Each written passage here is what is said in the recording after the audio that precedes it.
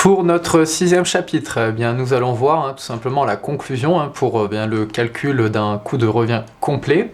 Alors là, la distinction qu'il va falloir faire, c'est tout simplement le coût hors production et le coût de production.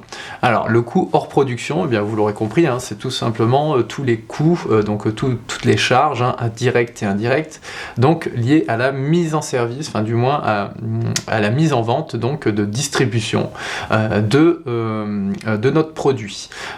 Et bien là on a un exemple tout simplement.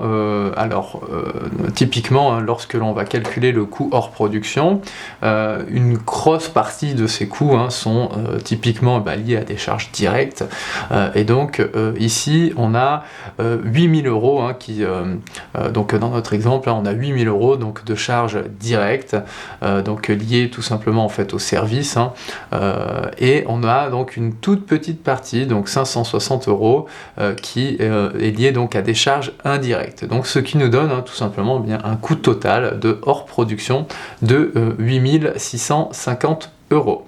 Une fois que l'on a calculé ce coût hors production, on va devoir calculer le coût de production. Et là, ça va faire référence à notre fiche de stock, c'est-à-dire donc au coût de revient du stock.